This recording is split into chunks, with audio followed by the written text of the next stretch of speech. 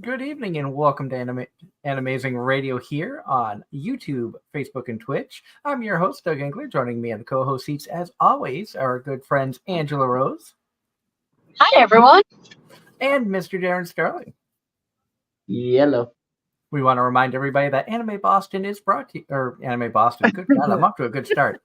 I've been up since like 4 this morning because I had to work. But Same Anime-Zing here. Radio is brought to you tonight by Home Circle Media for all of the latest and greatest in anime gear, everything from pens, pencil, stationery, and officially licensed art books. Be sure to check out homecirclemedia.com today or look for them at an upcoming convention near you. We're also brought to you by W Energy Powder. If you're looking for a great pick-me-up, something to give you good energy, good mental awareness without the crash, check out W.gg. That's DUBBY.gg. Check out the products they've got. It's really good stuff. I've been using it for probably about a half a year now. And use our code AZR10 for 10% off your purchase. We're also brought to you by Triple S Lawn Care. If you're in the Raleigh-Durham, North Carolina area and you need lawn care, check out Triple S Lawn Care. They'll give you great service for a great price. Right, Darren? Of course. Tonight, we are excited. We have our first guest of 2024. And the reason I mentioned Anime Boston is she is one of the amazing staff members. She was a part of the press staff last year when we got to meet her in person when we were covering Anime Boston. But we are really, really excited to welcome Pamela Swanson to the show. Hi. Thank you for having me. Thank you so much for joining us. And for our viewers out there and listeners on the podcast platforms who may not know who you are or what Anime Boston is, tell everybody a little bit about yourself. So about myself in a professional Anime Boston way or just me in general? Either That's a or loaded both. question. All right. Whatever you like. Me in general, I live in Salem, Massachusetts. It's a pretty awesome place to come visit. Also a great place to visit, not in October, but October is pretty awesome. I have been on staff with Anime Boston since 2017. I've done quite a few positions. I did photography, which was a lot of fun. I also have worked in the publications team doing copy editing, and then I went over to press liaison, and now I am an outreach manager, which is what I'm doing right now, outreach. Awesome. And we thank you so much for joining us. And how long, I know we were talking about it beforehand, but how long have you been going to Anime Boston? So my first convention was, I was actually part of press. I covered it as I was a journalism graduate student. I went to Emerson College for my master's in journalism, and we applied for a press badge and was accepted. That was in 2011 for WEBN TV. This is over 10 years ago, 2011. So that was my first convention, Anime Boston. It was my first anime convention, period. I had not have ever gone to a convention before then. So that was a very neat experience. And I have fallen in love with Anime Boston since then.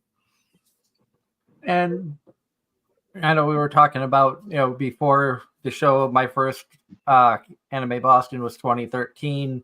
That was my first convention ever as well. Remember, the main reason I wanted to go to that one was we had interviewed Jeremy Lee on a different show that I was a co-host on. And she was a guest at Anime Boston that year. In fact, we interviewed her the Wednesday before she was leaving to go to Anime Boston. So it just so happened my scheduling worked out to where I could go on Sunday and get a chance to meet her in person and say hi and everything. And going in, not understanding what a convention was, just being an anime fan, it was very much a whole new world when I walked in there. Absolutely. I can relate. I think anyone can relate anyone who's never been to a convention before, and then you walk into one and it's a whole new world. Especially a convention the scale of Anime Boston, where you average a higher attendance. I believe for many years, average was between like 20 and 30,000 people for attendance. So when you have a convention of that size as your first con, it really can be like a culture shock in some cases. Yes, big culture shock. I think for me, the biggest culture shock was the cosplayers. There's so many cosplayers, and it was really cool just to see everyone walking around and being friendly with everyone. Like you didn't really see mean people around. Like these people are your people. You know, you didn't have to worry about anything, and that was really cool. Because I am not a cosplayer. I admire from afar. So seeing everyone, my mind was blown. It was amazing. I had my wife and I both have cosplayed at Anime Boston in years past. I think 2022 I was Kobayashi from Miss Kobayashi's Dragon Maid, covering his press as Miss Kobayashi. It was definitely a fun experience. And the extent of my cosplay was a Charizard onesie and a Totoro onesie. They're very comfy though. So y'all have done more cosplaying than I have. we keep telling Darren he's got to cosplay as Nico from Love Live, but he won't do it. Oh, Nope. I've done the cosplay. Now I'm just at a point where it's largely lazy, like lazy cosplays that I can throw together pieces out of my closet. closet cosplay. Yes. Yeah, But- good evening to all of you awesome viewers here in the chat room. Hello to John Knight and Ross Luck. Ross, no spoilers about Fluffy Paradise. I have not seen the latest episode yet. I haven't started it, so y'all are ahead of me. It is the ultimate of cuteness. I will say that right now. It's and I'm gonna say it's an isekai that I'm actually watching and enjoying, chat. So that's gotta count for something.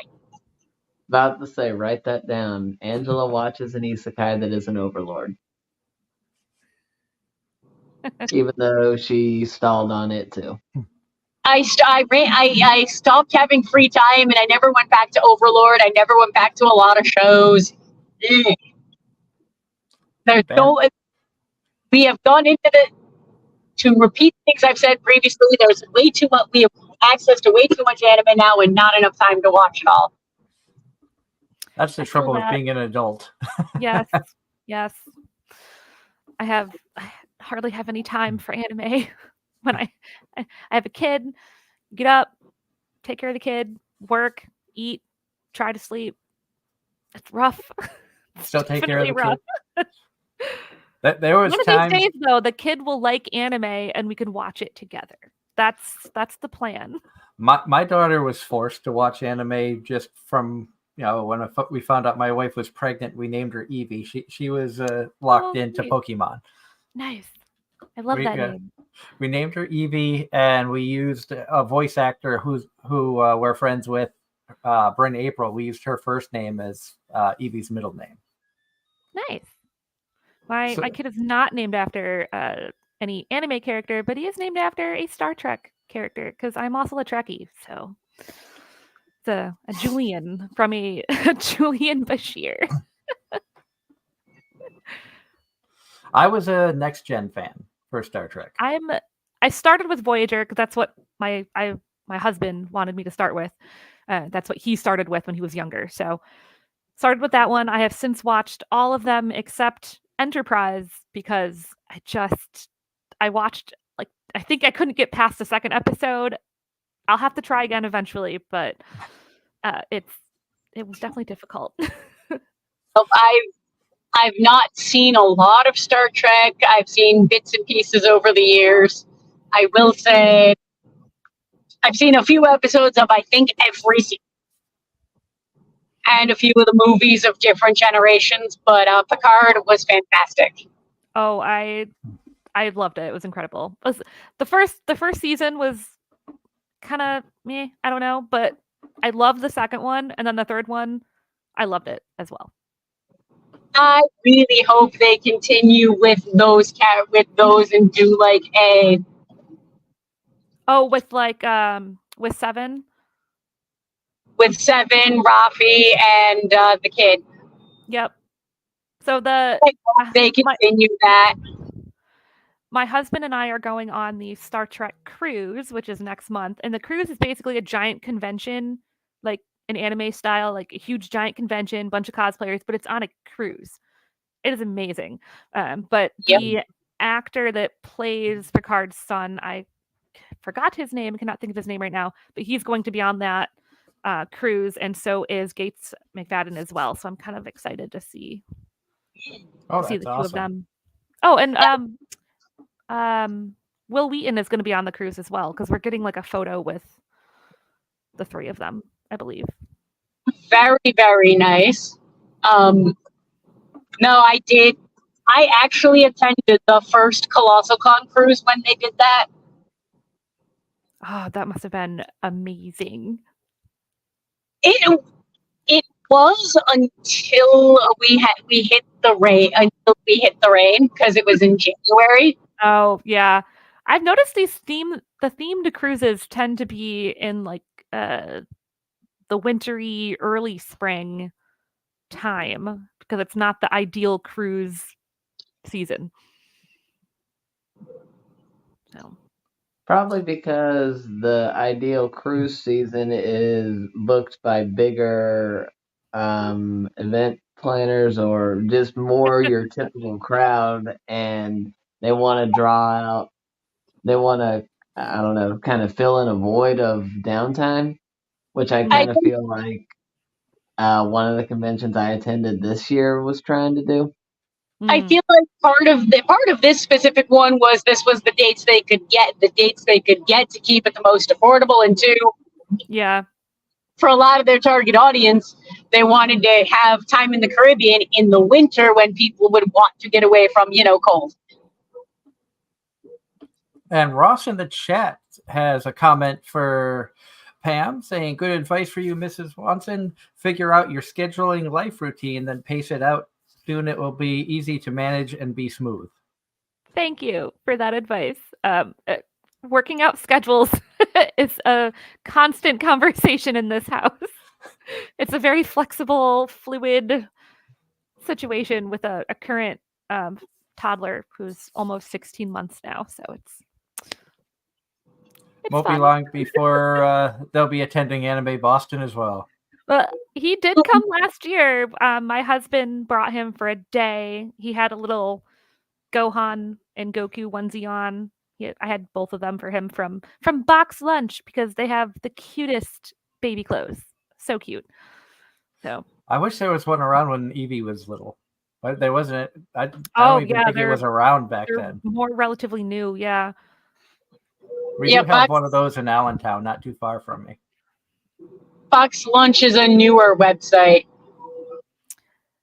Yeah, I'm trying to remember when they came out. I think the one in my mall, at least when I first heard of it back in Rochester, I think was 2019, something like that. I didn't know there were physical retail locations. Yeah, I just physical retail. There's one in a mall back where I'm from in Rochester, and there's one in the Burlington Mall here, which is just north of Boston. And then there's one a little bit closer to me as well, that's closer to Salem. It's a smaller one. The one in the Burlington Mall is huge, and they have a bigger. Where's the one closer to Salem? The North Shore Mall. It's in Peabody. Okay. I live in Brighton. Oh, okay. And I'm familiar. I've lived in Massachusetts pretty much my whole life, so I'm familiar with the eastern half of the state. Oh, yeah. So there's one in Burlington and in Peabody, the North Shore Mall. Definitely check them out. Yeah, no, I remember a coworker showing me the website, and lots of cool stuff. Yeah, a lot of neat stuff. They don't just have anime stuff. They have like Disney, Star Wars, Lord of the Rings stuff, which is pretty cool. I bought a hat. Harry Potter. Yes, Harry Potter. Pretty much from what I remember of the website, any kind of big fandom. Yes, yeah. That type of stuff. I did not know this until this past holiday season, that they are owned by Hot Topic, or they're under an umbrella corporation that also owns Hot Topic, which I found interesting because Hot Topic, if you knew Hot Topic from years ago, they were not what it is now, which is a lot of the more fandom stuff. So I found it interesting that they're under the same group, because I had to make a return and also pick up a couple of gifts I ordered online.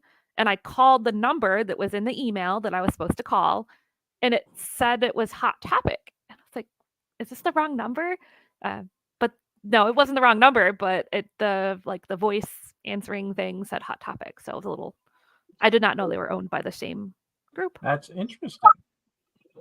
That is interesting, and Hot Topic has definitely evolved over the years. Yes, yeah, it has. So I think as the evolution of Hot Topic was coming around, I think maybe they saw a money opportunity there and they launched Box Lunch. It's a good possibility, and especially with the huge fandoms out there, not just, as you said, not just anime, but Star Trek is gaining a ton of traction again. Star Wars gaining traction. Studio Ghibli, Disney. They have a lot of avenues that they can lure people in for revenue and stuff from. And getting back on topic for Anime Boston, there's already been some big announcements from AB about guests this year. Yes, and there'll be more to come as well. I'm trying to remember who. I know I had gotten the email that they just had announced. Hayden DeVoe, and we've announced some North American voice actors. We just actually, some were just announced a day or two ago, I believe. Yeah, I saw on the social. Yeah, on the 19th, I got the email of Alejandro Saab, Zeno Robinson, and Hayden DeVoe. Yeah, Zeno was the one I was thinking of.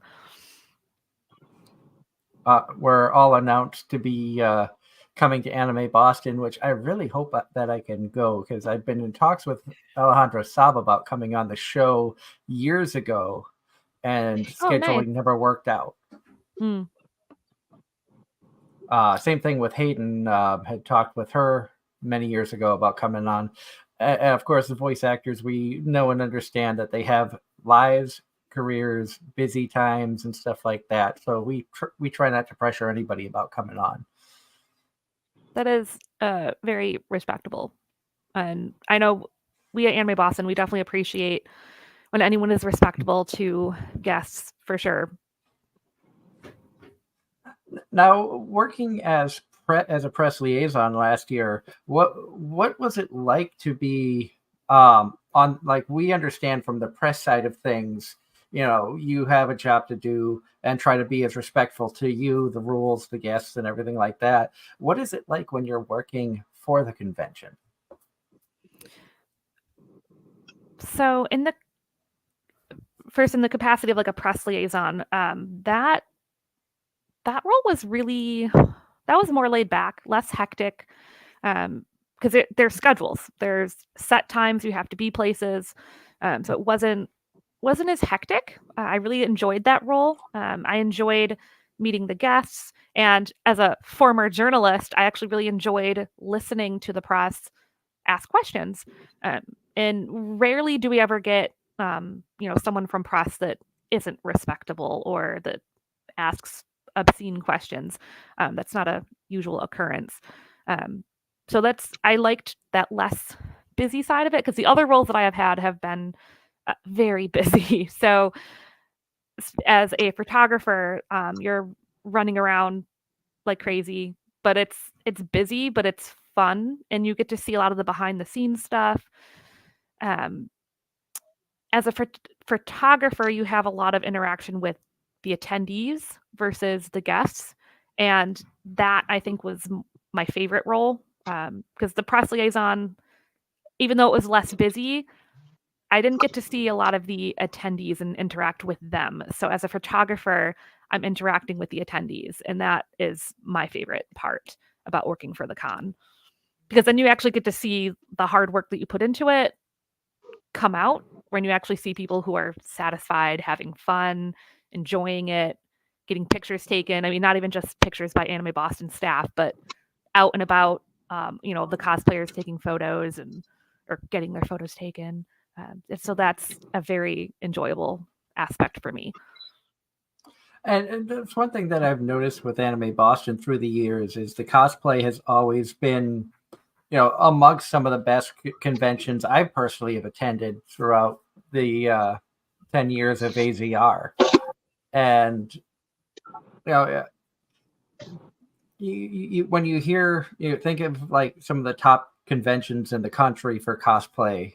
KatsuCon's always up there. New York Comic Con and Anime NYC, NYC, San yeah. Diego Comic Con, things of that nature. But I think Anime Boston should be up there with some of those conventions because you see a lot of people bring their A games, and I feel like Anime Boston doesn't get the limelight for cosplay as some of these other events do. So it's a good topic to bring up. Starting last year, we actually increased our prizes for cosplayers for the cosplay competitions. The money value increased a lot. Some of our prizes are thousands of dollars now, which they did not used to be up that high. So I think that attracts more cosplayers who, because cosplay is not cheap. It is not at all. And besides what it What is costs to make a cosplay, it's a hell of a lot of work. It takes so much time, so much energy, and the money, and it's a lot. So I think having a prize worth that work, I think, is more attractive. So you do get more people coming out for those. And we also have not even just like the craftsmanship prizes, we do have a performance one as well. And that's not so much judged on the actual costume because you don't have to make your full costume for that. That's judged on your actual performance and what you're doing. Is it a skit, a song, stuff like that? And that has a very high prize value as well, which again didn't used to be like that. Last year was the first year that we did have those increases. And my wife and I attempted the masquerade once years ago, pre-COVID. Unfortunately, due to the fact that she had some health issues and we had an issue with the babysitter, we weren't able to actually come across the stage. We were there for judging, but had to leave early on Saturday. I returned back to the convention without my wife because she stayed home with our daughter. At the time, we were living in East Bridgewater. So we weren't far, but it was still, kind of disappointing. Yeah. We had done two characters from the anime Kakario.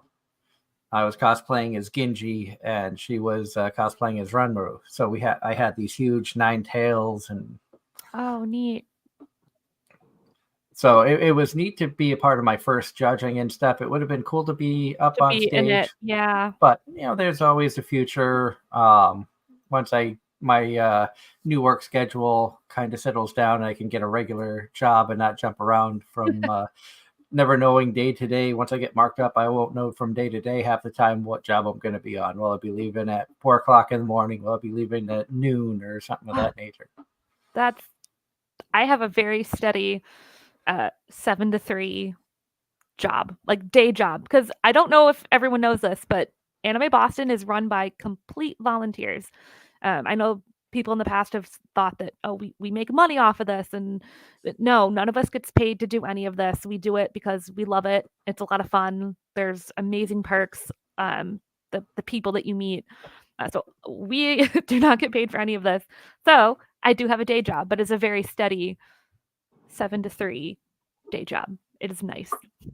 And that's one thing that I've always enjoyed about Anime Boston as well, is knowing that it's a non-for-profit, large-scale convention. And throughout the years, you've always brought in amazing guests. I know a lot of people, a lot of our viewers and listeners may not have been able to attend a convention, let alone something the size of Anime Boston. But fortunately, from my perspective, I know Angela has volunteered for conventions and Darren knows people who've worked for conventions as well, that we have a lot of respect for the people who work these conventions, that run them, that organize them, because it's not an easy job. And as you said, especially with Anime Boston, everybody's volunteer. They do it because they love the event and they love the culture. And that's one reason that I've always been a huge advocate to try to support Anime Boston any way that I could. throughout the years. That's great. We are still looking for staff. So if anyone's listening, I encourage you to apply. If you go to our website for look up staff, there's a lot of listings on there you can still apply for. I know our tech team is still looking for staff. Our security team is looking for staff. Our social media team on the publications, not publications, the PR division. That's my division. We're pretty awesome. So we're looking for people as well. I think there's another one. Oh, guest relations is looking for some staff. So there are still staff positions available. You necessarily don't have to have a lot of experience in the position that you're applying for. It's a great experience to join Anime Boston as a staff. I mentioned earlier that there are perks, so there are a lot of amazing perks. I mean, you get to go to the convention for free, but you also get family discounts for your friends, families, whole member, and the membership discount is for the weekend as well. It's Friday through Sunday. Anime Boston puts you up in a hotel room. You do room with other people, but yay, new friends. So you get instant friends as well. And they feed you. You get food cards, and you get to pick where you want to eat as well. You can pick from like a whole list of where you want your food cards from. If you don't want to stay in a hotel room, if you're a local to the Boston area, you can get a travel stipend. So there are a lot of perks because the execs here, they know that it takes a lot of staff to put on this convention. I think we have over 700, I believe. It's a lot of work. It's a lot of work, and the convention wants to take care of its staff. So they do want to make your life as easy as possible and make you happy. Oh, you get free swag as well. You get lots of cool stuff. Lots of free stuff. Everybody loves free stuff. And a couple of questions that have come through the chat. John Knight in the chat asked, Pamela, who got you into anime? Who got me into anime? That's a very good question. So I kind of discovered it myself, but I think I was like 4th, 5th grade, whenever Toonami was on, like the original Toonami. My starter anime was Dragon Ball Z, so that could tell you how old I am. When I was in middle school, 8th grade and 9th grade, I happened to mention like Goku or something. Like I said the name for something, and I'm like, oh, you probably don't know who that is, because I was just talking to someone and I didn't know they knew what anime was. But she did. She knew what anime was, and we became instant friends. And I kind of gathered a group of friends around that also liked anime. So I think it was my friends that also helped me get into more anime and not just Dragon Ball Z that I started with. That's cool. And Haru had to come and get her airtime. Every now and then when I'm on the show, she'll come over and start pawing at the chair. So it's like, all right, you want to be on camera. You want to say hi to everybody. I would like to make a nod to my dad, because when I didn't have any friends at the time that at least I didn't know any friends that liked anime, and the only one that I was watching at the time was Dragon Ball Z, my dad would watch it with me. So I would get off the bus from school, my dad would come home from work, and we'd watch, because I think Dragon Ball Z was on at like 4:30 or 5 o'clock, something like that. So he'd watch it with me. So that was fun. I can relate to that as well. When I started getting into the Dragon Ball series, it was at the point of Dragon Ball Z Kai was getting released. So that shows how young I am. And then around that time, SOPA and PIPA, the bills regulating the internet, whatever, and targeting piracy sites. Mega Upload was one of them targeted, and that's how I watched a lot of my stuff back in the early days of my anime. I was a LimeWire baby. So That's very old. So I actually ended up going on eBay and got I got all of Dragon Ball Z, and GT, and all the movies except for the 12th one. I think I paid like $250 for all of it. That's not bad at all, actually, for all of that. See, And then proceeded to watch all of them. I ended up watching everything, and my dad would come up, and he would actually kind of stand around and watch with me. Oh, nice. And he picked up on the characters, and ironically, his brother, his kids grew up watching Dragon Ball, so him and his wife were extremely familiar with everything as well because of their kids. So it was just kind of funny. Um, dating nice. myself. I'm Dating waving, waving to my kid. He's going to bed. Sorry, go ahead. dating myself a bit. For me and my best friend from high school worked in a Suncoast, and she'd gotten introduced to anime, and with her employee discount, she could import whatever she wanted. Whoa. But it was all on VHS. I have many of tapes of Dragon Ball Z that I recorded from Toonami. But that was a thing. This predates Toonami, I think. And my parents did not understand. And when she would bring her VHS tapes over, we were watching it, we just kind of got left alone and ignored until my sister, who would have been 4 at the time, sneaks down at the most inopportune moment. And of course, we're trying to make sure that she doesn't see any of the gratuitous nudity because she's 4. Don't you love it? You're watching a show that has nude scenes or weird scenes, and that always seems to be when someone walks in on you. Comes in, yes. That is exactly what happened, and thankfully we managed. It was a really old TV and VCR, so we managed to get everything to the point of she saw nothing but static. Static. But the kids these days do not know what static is.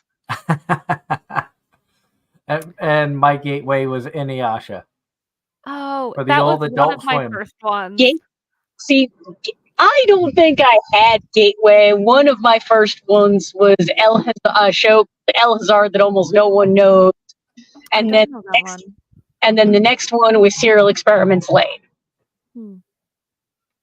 I think Dragon Ball Z was my first, and then I got into Tenchi, Cowboy Bebop, Rurouni Kenshin, which is still one of my favorites, and Inuyasha. But Inuyasha, I only started watching. One of my friends gave me her tape that she recorded from TV, and she let me borrow it, so I watched a bunch of episodes from her. I want to point out this mug, for anyone who's watching can see, it's a Cat Bus mug. This actually came from my my holiday swap. So Anime Boston does, for staffers, we do an optional holiday swap. So you don't have to participate, but if you want to, you sign up by a certain date, and then you get a person, and you purchase them a gift. Santa, basically. Yeah, yep, like a Secret Santa. So my Secret Santa got me Cat Bus mug, and I love it. So when you sign up for it, you put your name, your address, but you also you have to list at least 3 things that you like. So if there are specific animes that you like, specific manga, I put down that I love coffee, and I also got coffee with my gift, and I also put down that I love Star Trek, so I got Star Trek. So there are you put your hobbies and your likes, your interests, so that's what you try to buy for your holiday swap. So you make cool relationships in Anime Boston as staff. Oh yeah.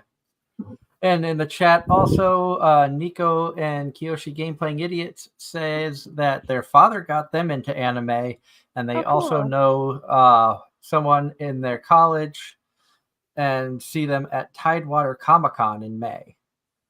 I'm not sure where that one is. I don't either. I do not remember. Why do I think that sounds familiar? I don't know. And John Knight in the chat also asked, Pamela, have you watched Show by Rock English dub?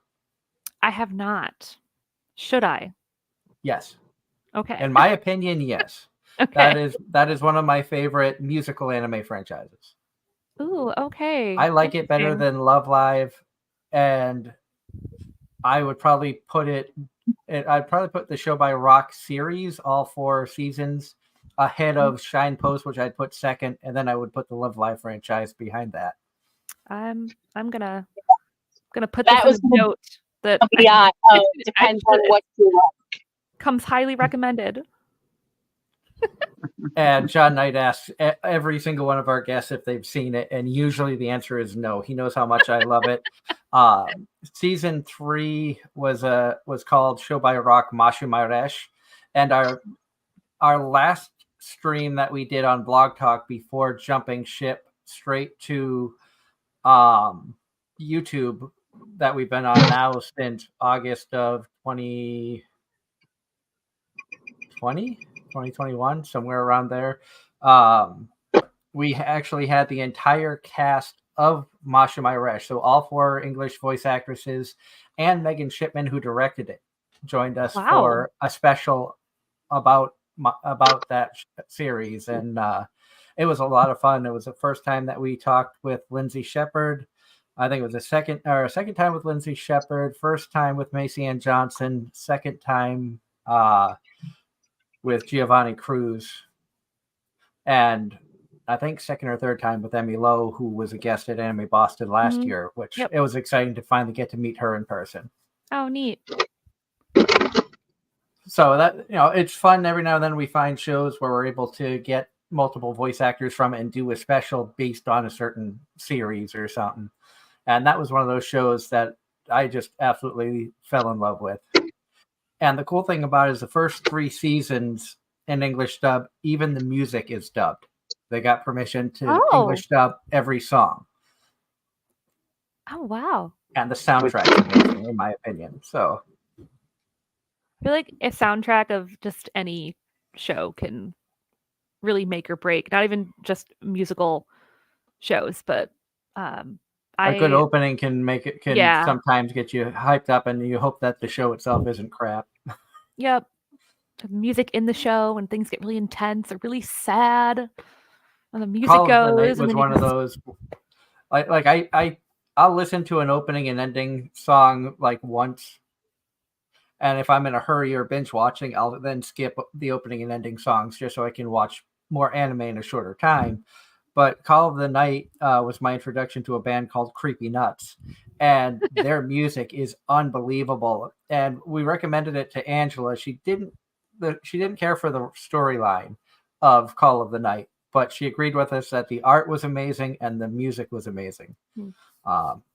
And the reason that Angela just left, she was driving home from a D&D session, so she's probably switching from her phone to get into the computer. So she'll be back joining us shortly in a little bit. And Ross, for your question, where would I rank AKB 0048? That's still in my top 5.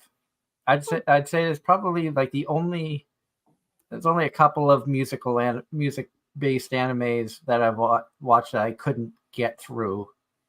Was Black Rock Shooter considered a musical anime? I don't know. I've never actually seen that one. I do not know either.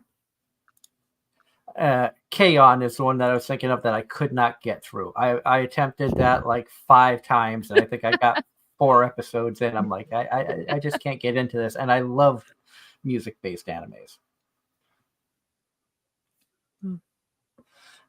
And now, working with Anime Boston, and you were talking about a lot of the perks that comes with that. What's some of the most memorable experiences that you've had as a staff member with Anime Boston? I think one of the, specifically speaking about the perks, I believe it was when I got to attend an autograph session, and I got to meet Christopher Sabat. I got his autograph, and I got what is his name? It's the North American voice actor that plays Sanosuke from Rurouni Kenshin. I want to say it's Lex Lang, but I'm not entirely positive. But I got to meet him and his. I don't know if they are partners or in any type of relationship, but she is. I believe her name is Sandy Fox. She's the voice of Sumomo from Chobits, but she also sings the Freckles song from the opening theme of Rurouni Kenshin. So meeting those people that like the Freckles song from Rurouni Kenshin, I had like downloaded and had on my iPod back when people still carried iPods a lot. I had that playing all the time on my iPod. So meeting her was like that was so cool. And you are correct. It was Lex Lang for. It was okay. Yeah, it was really neat to meet them. And John Knight in the chat also asked Pamela, "What's your favorite dubbed anime?"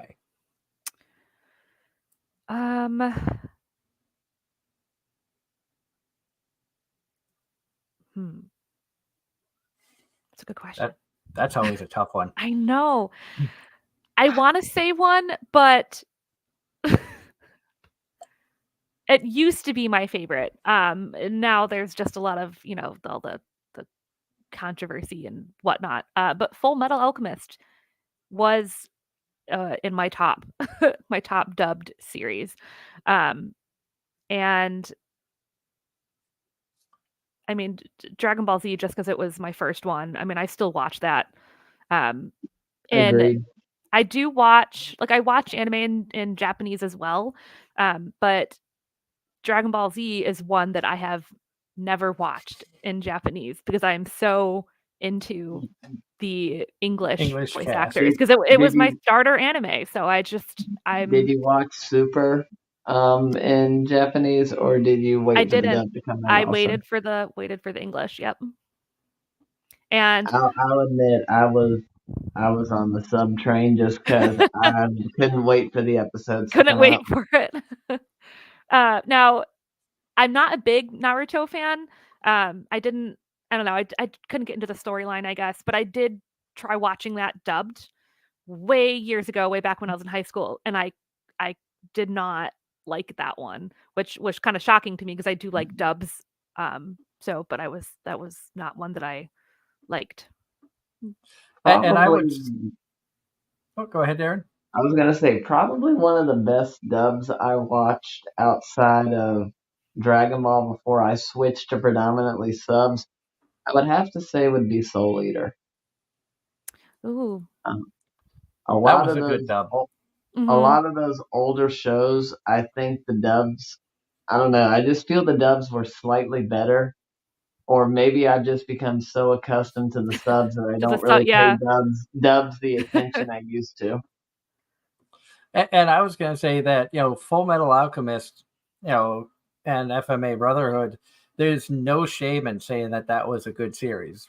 There was controversy involving people that was a part of it, but I view that no differently than you view a sports athlete that has, they're immensely talented on the field, but have personal issues off the field. Off the field, yeah. I'm fans of certain people, and I've always said, if there's a voice actor who portrays a character that makes you hate that character, don't hate the voice actor for them doing their job to make you hate the character. Appreciate the work they did to get you to fall in love with or really despise a certain character.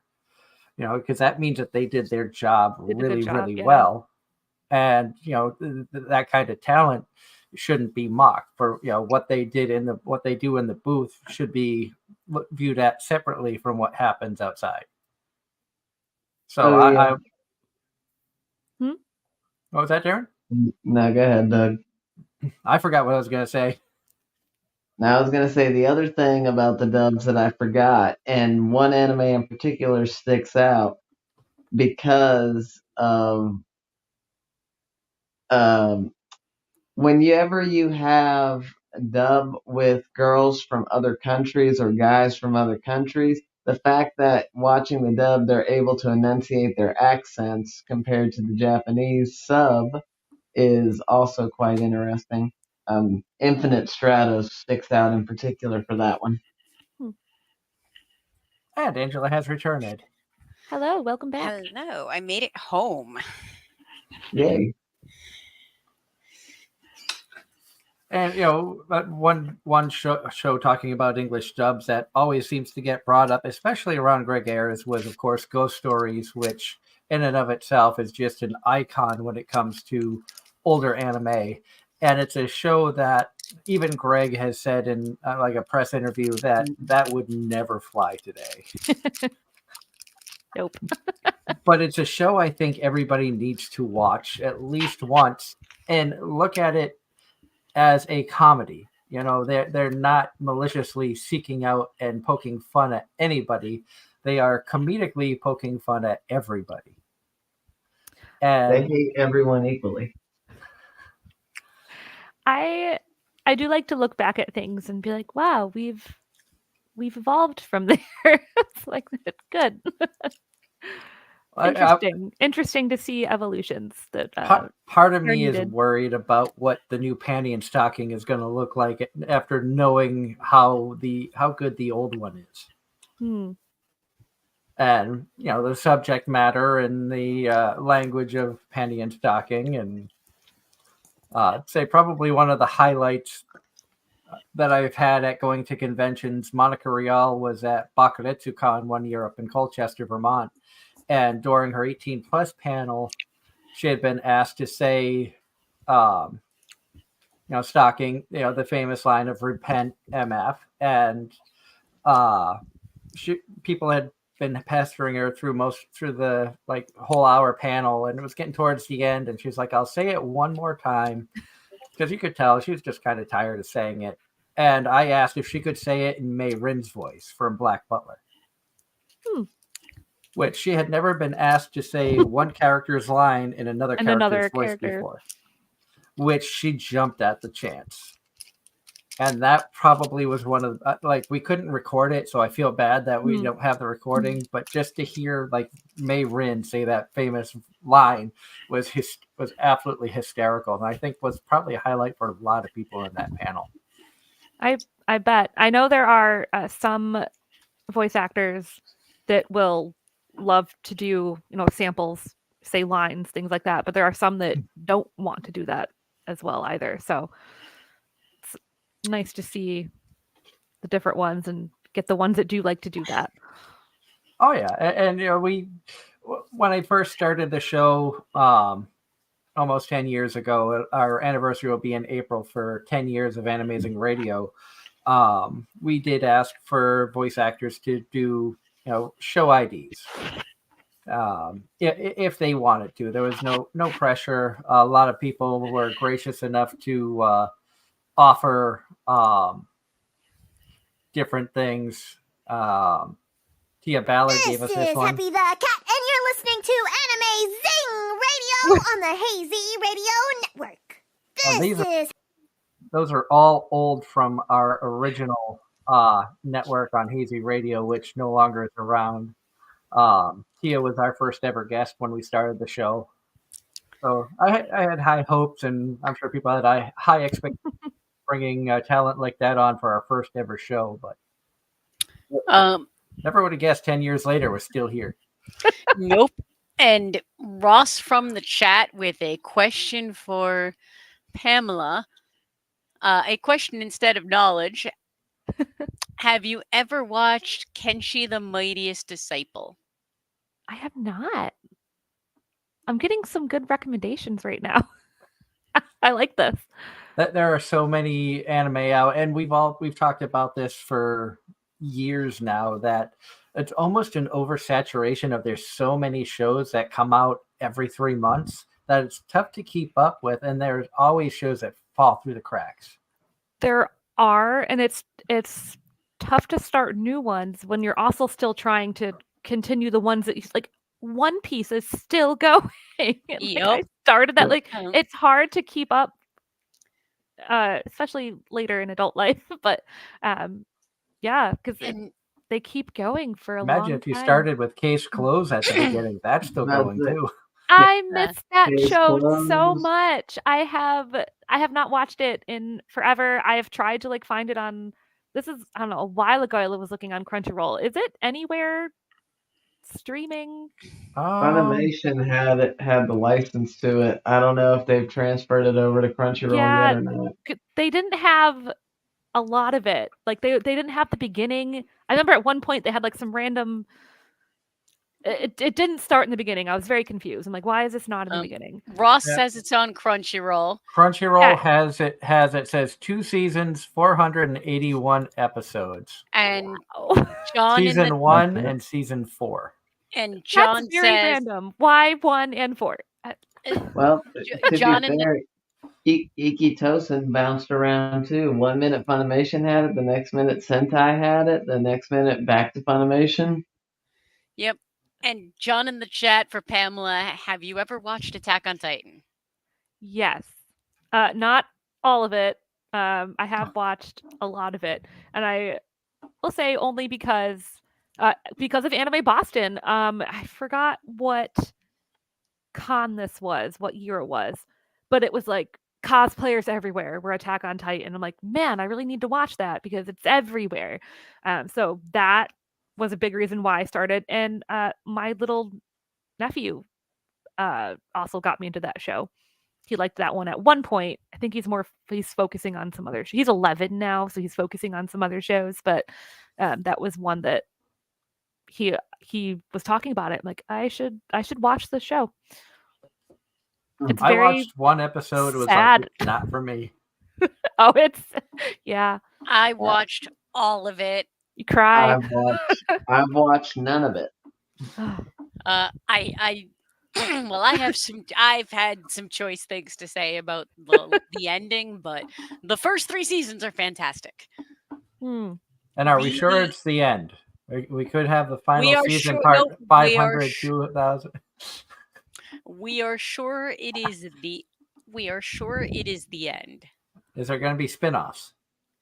That's entirely Aside- possible. aside from the first one with Attack on Titan, like the look as kids. It is. I wouldn't put it past somebody to do a spin-off, but nope. I after the way that ended, nope, done. That's what we do. We put on Makes each me not other. want to finish that. If you watched the first 3 seasons, it's honestly that's a good spot to end it. Okay. The final season was a bit much. Which one? The first part of the final season was okay, a little bit out of left field, but okay. And then the rest of it just sad. It was a letdown. And I this is spoiler free because I know not everybody. I know there are people waiting for the dub and haven't seen all of it. And John Knight says that they have announced the dub cast of Attack on Titan for says back in 2014. I wonder if he means 2024.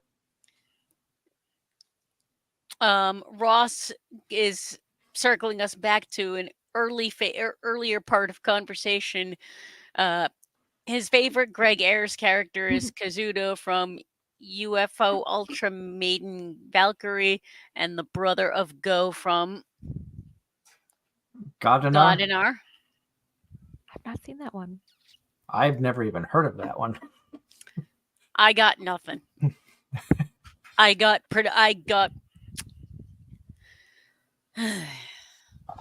Going back to Anime Boston, another great thing about the convention outside of the cosplay and everything, you bring in some of the most amazing artists from around, I want to say around the world, and you also bring in a lot of great vendors.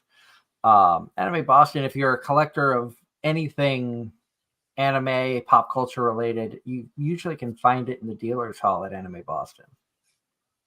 I spend a lot of my time in the dealer's hall and artist alley. Specifically the artist alley because it's just they're all small businesses, artists. The art is tremendous. I always come home with prints of things.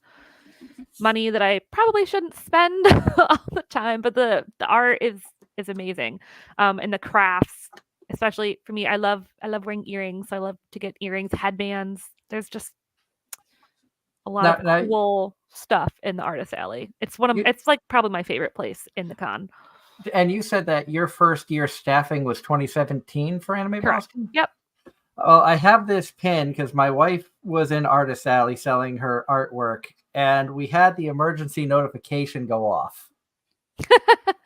And this says, I survived Anime Boston's emergency so funny. notification test.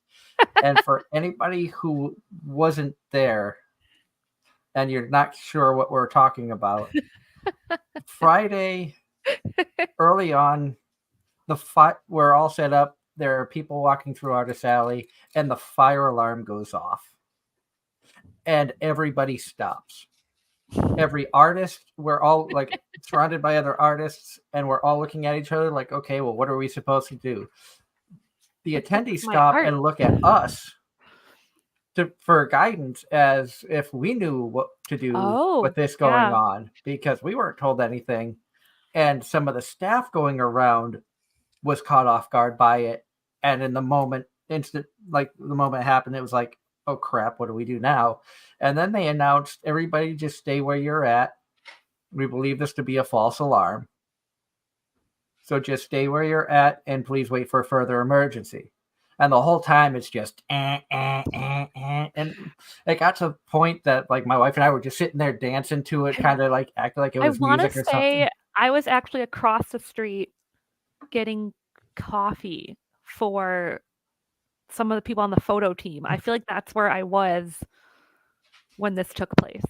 Because I just happened to look down in one of the little plastic totes I have by my desk, and I saw this, I think, Friday. So seeing that said 2017, when you're like, yeah, that was my first year as a staff member, I was like, yep. And talking about Artist Alley, because that's another thing that I consider myself to be very lucky about, is having been able to attend conventions from a multitude of positions as an different attendee, roles. As a vendor. You know what it's like to break down, set up, talk to the attendees that go through, talk to the staff, as press to cover it, talking to attendees and staff and the vendors and artists and guests and everything. I think the only role I haven't done personally is volunteer for a convention, which I know, Angela, you volunteer for PAX and PAX East every year.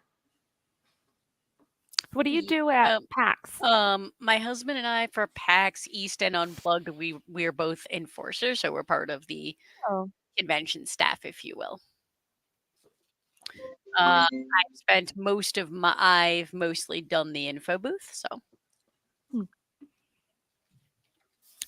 We have several info booths for Anime Boston. So if you're a new attendee, that we all were at one point, there are several info booths around, and their job is to give you all of the information that you need. Yep, they're very knowledgeable about everything. That was my job. That's been my job at PAX. If you have a question, I potentially have an answer. And if you don't, you will find somebody who can get that answer. Yep. I feel like that would also be a role that I would like. Maybe someday I'll work at the info booth at Anime Boston. I don't know. What was that, Darren? I was gonna say, or find a way to get her to go on a rant. Oh, her or me? You. I mean, this would work for me as well. No, there's precedent for my ramblings. But from the chat changing the subject, John Knight wants to know, Pamela, do you collect the anime Blu-rays? I wouldn't say I'm a collector, but I have several. I was talking with these nice hosts before we went live that I have I specifically had to set up a little station here for this better back wall, because where my actual desk is, all you can see is a bunch of storage bins, and then a giant wall of DVDs and Blu-rays, because we refuse to get rid of them. So I wouldn't say I'm just like a avid collector, but I mean, that wall of DVDs and Blu-rays are, I mean, that's decades in the making. So we have collected over the years. Even though we have every streaming service, pretty much, we have kept. Well, we Lot just of- lot of discovered, since the merger with Funimation and Crunchyroll, we ended our subscription with Funimation, knowing everything was going to be transferred over to Crunchyroll, just to Same. find out Did the same.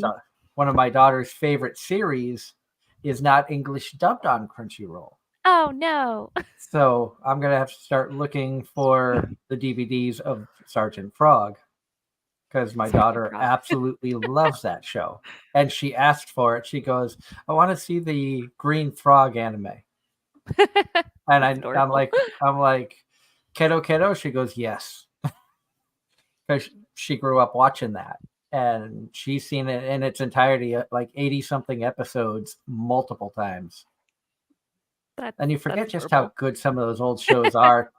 Like, to her, they're cute little cartoon frogs. To us, there's like jokes in there that the adults are like, "Whoa, they just went there." Tis and that gets into some of the cultural differences. Not all anime in Japan is made for children. Yes. And I actually had that conversation with a coworker last week when I told them that I was into anime, and they're like, "Isn't that for kids?" I'm like, "No." I could name about 15 shows off the top of my head that you would not allow a kid to watch. Ross in the chat is agreeing with this whole not everything is on Crunchy. The Fox Girl anime, Kano-kan, the English dub is not on Crunchy, just the sub. That was one I watched in dub.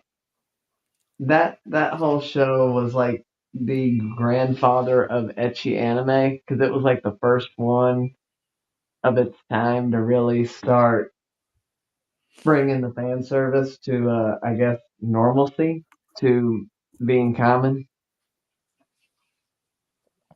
Cute show, by the way.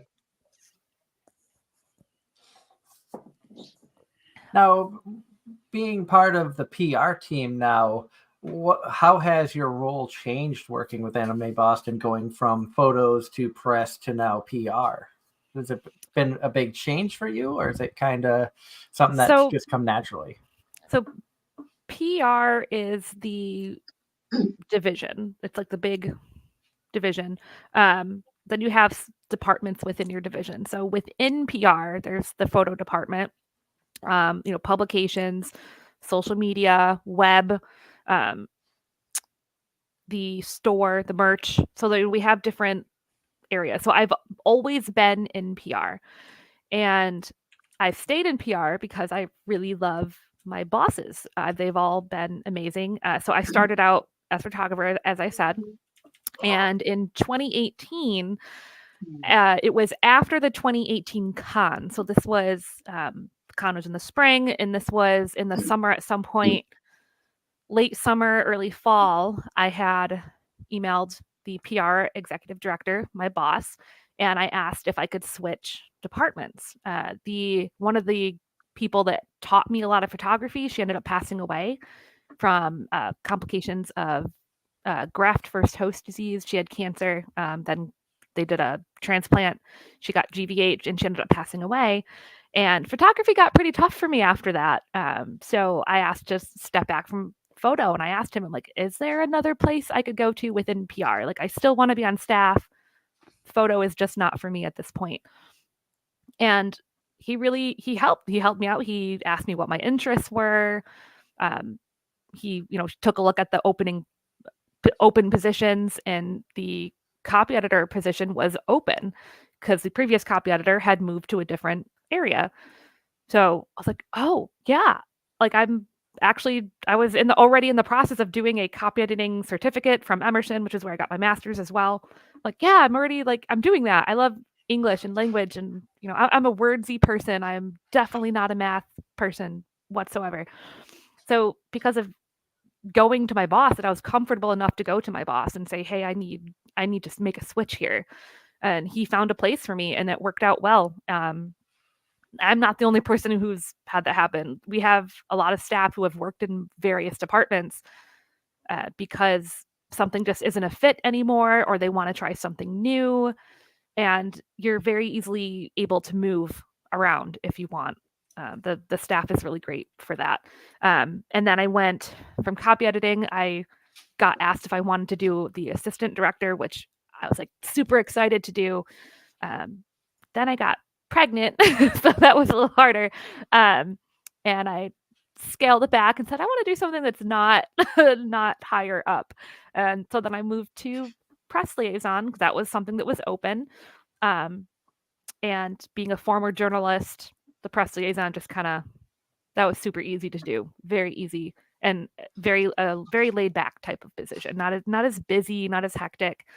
And then after that, I said, "Oh, I want to try something else." And outreach, we haven't had a real outreach team since COVID, really, since we couldn't really travel. So we haven't done a lot. We haven't done a lot of outreach. One of the other staffers who has done a lot of outreach, they're also on staff in another area as well. So there hasn't been a lot of outreach. So I asked if I could be the outreach manager and try something new, and they let me do it. So here I am as the outreach manager. Which that's awesome that you were comfortable enough to go to your bosses, and the fact that I think that's some of the hidden things about conventions that the regular attendees don't get to see. And a lot of the stories that we don't hear, you always hear of the bad stuff, but you don't hear of a lot of the good things at conventions behind the scenes. As you said, you're comfortable enough to talk to your supervisor and say, hey, this isn't working. And as you said, many people on the staff at Anime Boston have been able to do that. Mm-hmm. And one thing that we've learned through the years here on AZR is the staff can make or break a convention. Oh, you can have a small or medium-sized convention, but because they have an extraordinary staff, it makes your whole perception of that event 10 times better than it would have been. Or you could have a large-scale convention, and one bad interaction with a staff member will make you never want to return and to turn other people away. Mm-hmm. So hearing that you were able to do that, and it makes me feel proud to know that I've been a supporter of Anime Boston, whether it be as an attendee, press, vending, whatever, even just talking about it on the show and getting more promotions, more ears and eyes on Anime Boston, because thanks to the podcasting platform, we do have a worldwide audience. So we're able to get people in. I think last time I saw numbers that you shared, Ange, I think like 5% listenership in Japan and Russia and literally all over the world. So being able to share our experiences and promote, because that was one of the reasons I started the show, was to give back to the anime community in any way, shape, or form I could. Anime got me through a messy divorce years ago. Knowing that it helped me through that, it's probably helped a lot of other people through whatever may be going on in their lives. And that's one reason that I enjoy the show, is I've been able to give so many people a chance to show off their skills as cosplayers or artists, musicians, gamers, conventions. We've had conventions on the show that none of us have ever attended just to help promote them. Being able to have voice actors on the show to be able to understand more about them as people and the work they do, as opposed to, oh, you're the voice of so-and-so. And to be able to get a better understanding and hopefully give our audience a better understanding of the world that they enjoy from more of an insider look, which I don't think you really can find many other places. I know when I started the show back in 2014, there wasn't any anime podcasts out there. You might find some that will play anime music, but that was about it. There was no anime talk stuff. Especially not ones that would reach out and bring on voice acting guests, or were brave enough to bring on unknown cosplayers. Everybody wants the Yaya Hans, Jessica Nigris, but names that you probably know as a photographer from Anime Boston, Hatake and Zahara RK, who have been in the top 2 in the Masters category for years at Anime Boston, are very good friends of ours. They've been guests on the show, I'd say probably 20 times at least. And many other cosplayers who have been at Anime Boston or New England, New Jersey, Pennsylvania area conventions. And we love bringing people on and getting we have fun just nerding out and talking about the stuff we love. B, it gives Definitely fun. it gives our audience a chance to get to know more about with having you on, we're learning more about what Anime Boston is like from an inside perspective that many of us may never get a chance to see, because either we can only attend for a day or two, or maybe nervous about volunteering or whatever the case may be. On that note, if anyone is nervous to volunteer, I would just say don't be. The staff is like the higher ups that do the hiring and things like that. They're so very approachable and they want you to succeed. If you join a division, you're on a specific team, and that team is just not working out for you, they will help you find a different team. You're not gonna get fired from Anime Boston unless there's something super egregious. But they want you to succeed because they want you to have fun. They know that you're doing hard work, so they want you to succeed and have fun. So they will help you find a different place to be, which I think is super cool because I feel like in the real world, if you had any other type of like paying job, if you're not doing well, they fire you, or you're so easily replaceable in this world. I feel like, but that's not how I feel at Anime Boston.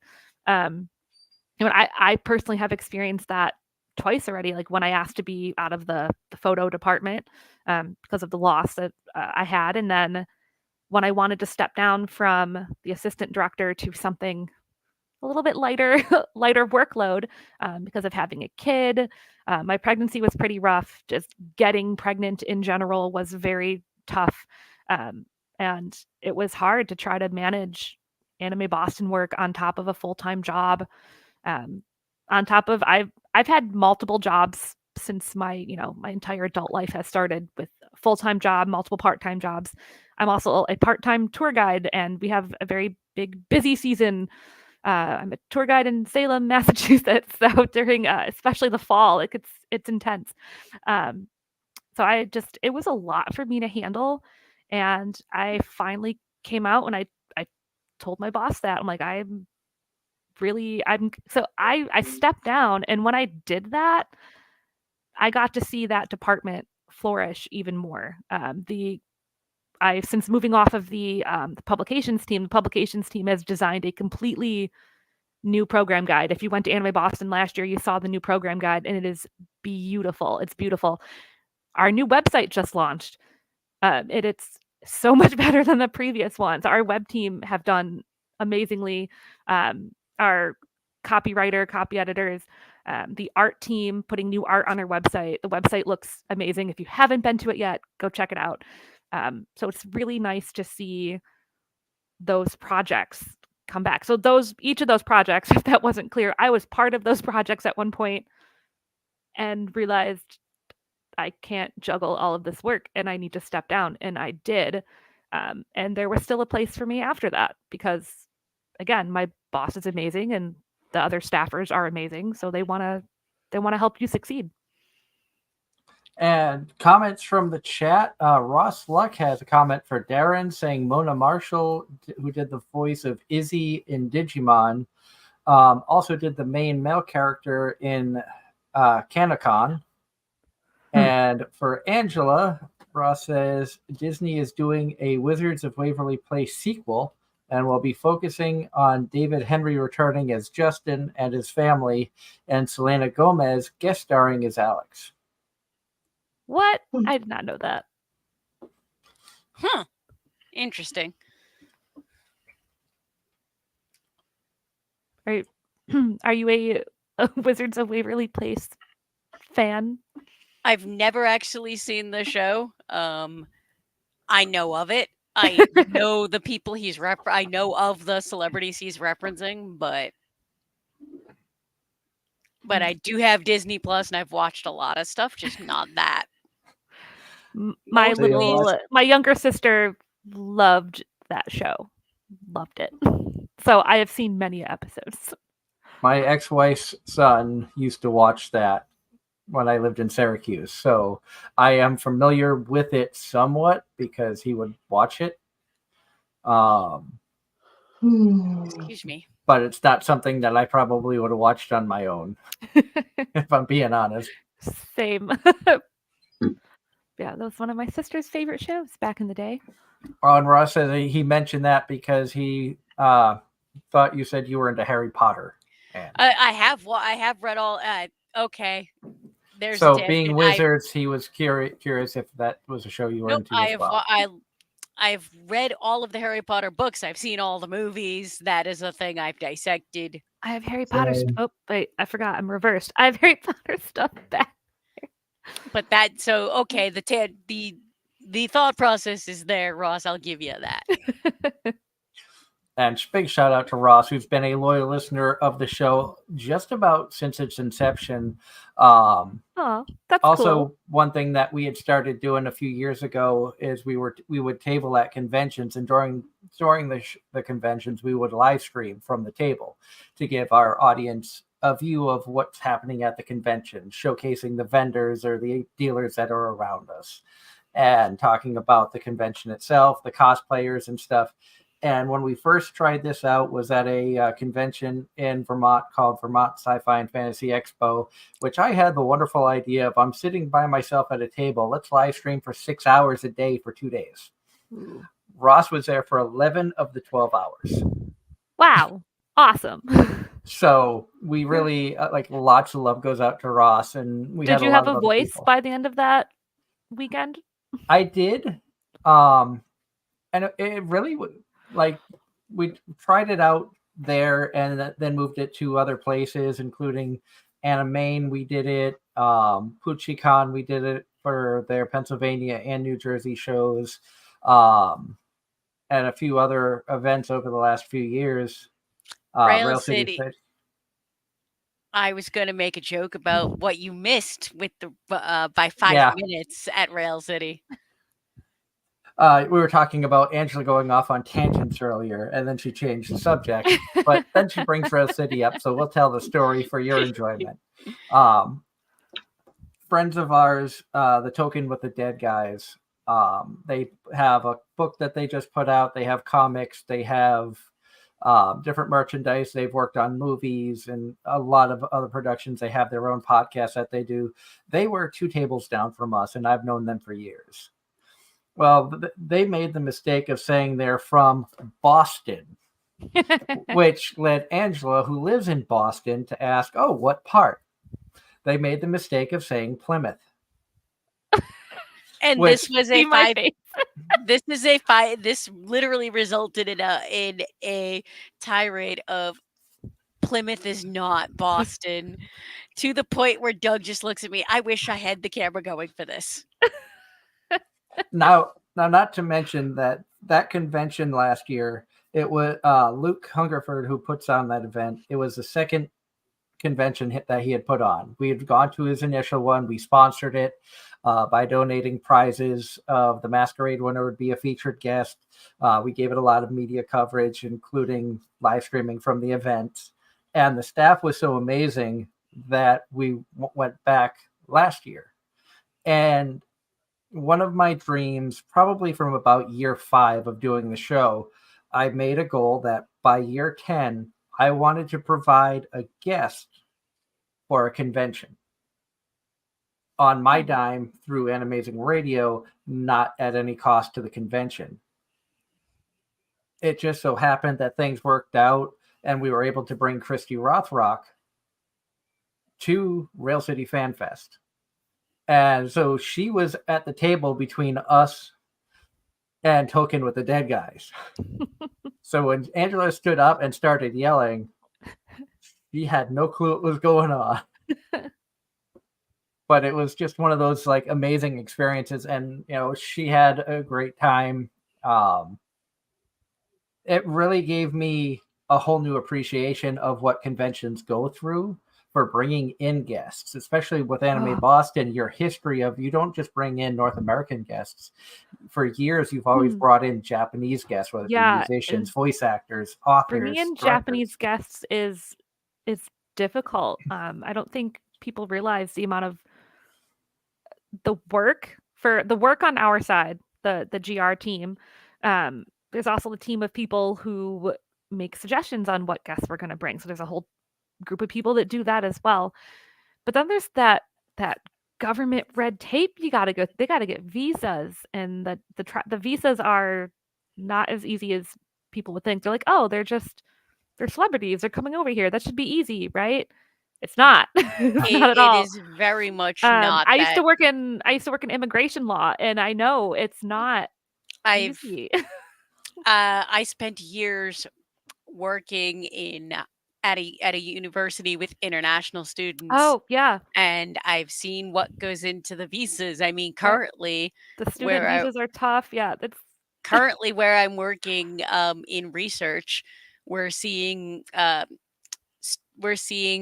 researchers from various countries get their visas denied for. Yeah, that's tough. So that's the type of immigration law I did. I mostly worked with researchers. I didn't do too many arts, and so there's separate visas depending what category. Are you a scientist or a researcher, a writer, something like that, or are you an entertainer, a performer, that type of celebrity? I just saw a J1 visa get denied for somebody who was looking to come over here. That's tough. It's hard. It's very hard. You have to show a lot of stuff you have to show a lot of heavy finances to be a J1 student. On a happier note, Ross from the chat, congrats to Anime-Zing Radio for reaching closer to 300 subscribers on YouTube. Amazing host, guests, listeners, and viewers. Topics and subjects that bring them joy. Thank you, Ross. You are too kind. Yes, thank you. That's very nice. And like I said, we even though we're going on 10 years, we've switched homes 3 times. So every time it feels like we start over. Yeah. 6 years on Blog Talk Radio, we saw almost no growth, which was unfortunate, which is what ultimately led us to be like, let's just go to YouTube. At the time of doing research, there were thousands and thousands of podcasts, and less than 20% were video. So I was like, let's take a chance. We'll add video. It means that we don't have to get contact numbers and call the guests, the voice actors and people. We can just send them a link, and they can come on with or without camera as long as they have a working microphone. And people can physically see, okay, we do have Christy Rothrock or Giovanni Cruz or whomever, whatever guest we have on at the time, because there are people that are like, oh, they don't really have so-and-so. It's just a voice match or something of that nature. There's always critics out there. And especially these days as AI deepfakes and as the tech has advanced, you can't be too careful with. And we discovered, I think it was last year or late 22, that we can even bring on VTubers and they can be in their models.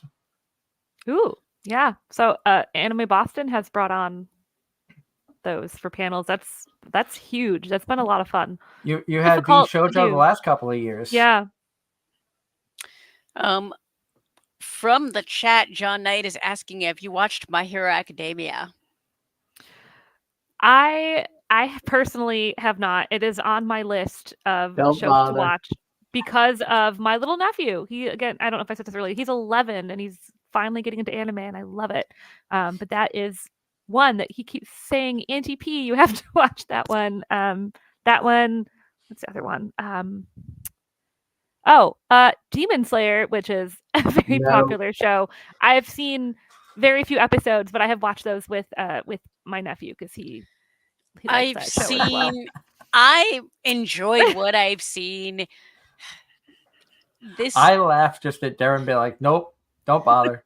and Demon Slayer, I will agree with them that it's overrated, that it was very overhyped, Watch probably Goblin. overrated.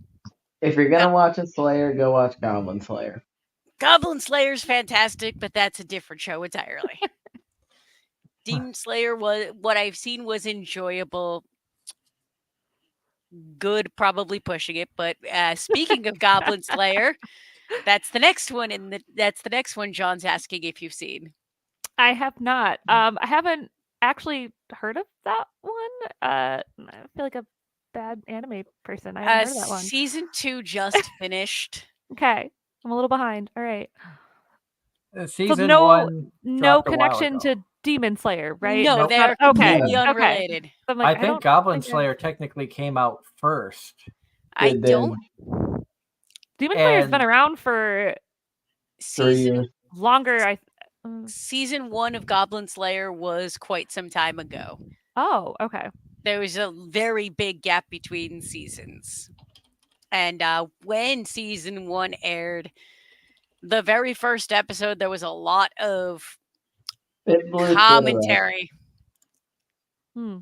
Goblin Slayer was 2018. Oh, wow. Yeah, the original run for the manga was February 15th, 2016 is when the source material for the anime first came out. So I have a question for you Okay. guys. Of So out of course. all the anime shows now I have been recommended that I should watch, what should I start with? 'Cause I'm like my husband and I are trying to binge watch a bunch of Star Trek before we go on this cruise. Going on a Star Trek cruise. I don't know if I mentioned that yet. Star Trek cruise next month. So we're trying to finish a lot of Star Trek before then. We still have quite a ways to go. But after that, then I get to get back into some anime in between, wrangling a toddler. But so what should I start with first? What Well, do you like? What do you like exactly? I like I don't think there's a lot of things that I don't like.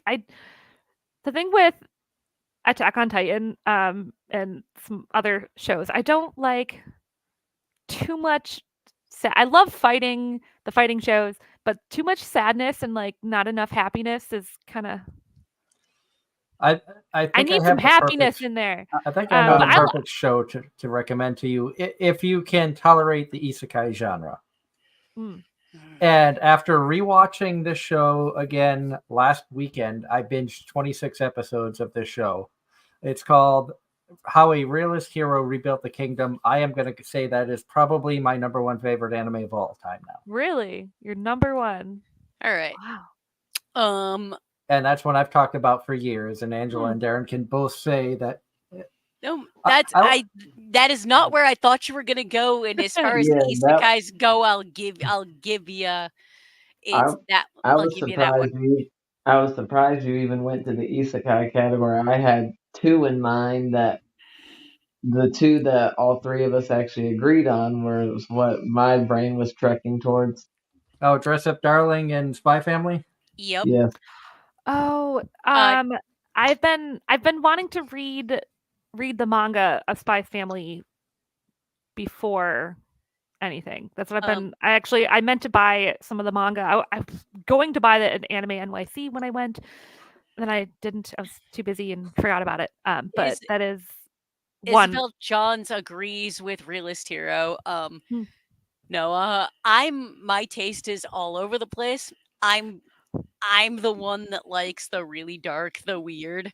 I like dark and weird, but I need some I don't like sad endings. Okay, no, I need something in there. Show by Rock is good, upbeat. Like the subject matter, like I said, is music, but it's like building the power of friendship through music and things of that nature. Amazing soundtrack. Realist Hero, guy is summoned to another world and immediately made king. A really good one that I enjoyed was that actually doesn't have that has its moments, but it's definitely not a complete downer, is Megalobox. Okay. It is a sports anime of sorts. Hmm. It's boxing, but it's not.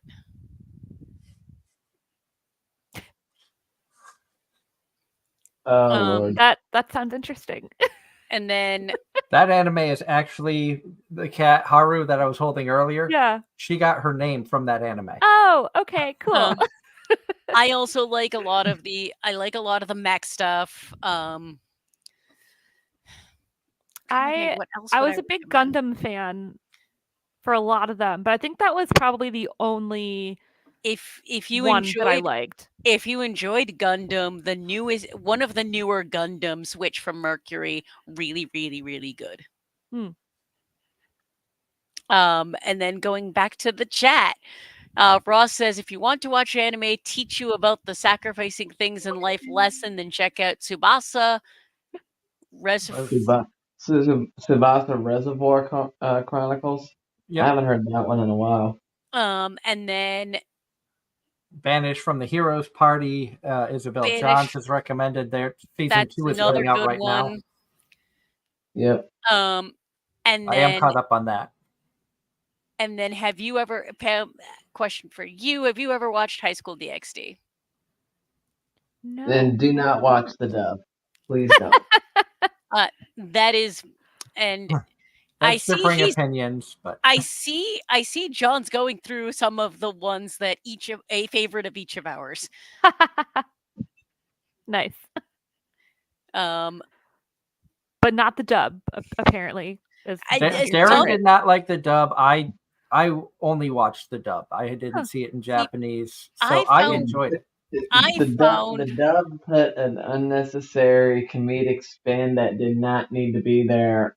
Basically, it took the actual serious progressive moments of the show and just made them a total joke.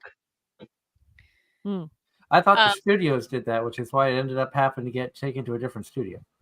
No, I think this is a timing thing because for me, dubs for anime older than a certain point, I can't watch the dubs because things get lost. One particularly bad one enough got lost in translation because I was watching it. I watched the subtitled version, and then my friend who couldn't keep up with the subtitles insisted on watching the dub, and enough got lost in translation where I chalk it up to that's the 90s. Wow. What one was that? It won a really cute slice of life one called As Mangadao. Oh! I never watched the sub, though, of that one, but I do know that one. The dub, there was a couple of things. One, the sub actually does take things get lost in translation, and one character's voice actor, the way they did the voice just got to me. I think we all have that one show where there's a character that's like, why did they think that voice was a good idea? Ross, I will 100% agree with that. Ross's comment, if you're curious about sign language, there's a show airing right now, Sign of Affection, which gets into that because the main character is completely deaf. I thought they were partially deaf. Nope, completely, because even with the implants, can't hear a thing. Oh, wow. Okay. It basically, have you heard of a silent voice before? Mm-mm.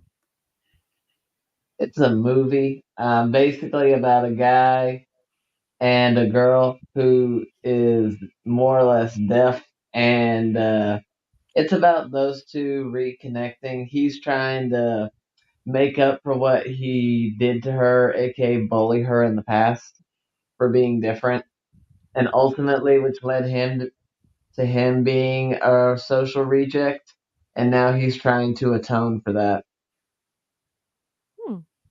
And it's actually cute. It's a cute show, and has some of those real life problems that a lot of people face. and deals with that. That sounds like something I would like. And then there's another show that started last season that uh, got quite the following. I'm not sure if it's still number one on my anime list or not, but Free Rin. It is It- still number one. It's got Full Metal Beat. It has For now. been an amazing series. Knowing you like Star Trek, I know that you're into the sci-fi, probably like some of the fantasy stuff as well. Yeah. It's your typical. It starts off as your typical story about heroes party with an elf mage, a dwarven tank. Basically, you have the hero, and then you have the priest for healing and everything, and they go and defeat the demon lord. Well, the story starts after the demon lord is defeated, and you view the world through the eyes of the elf. Oh.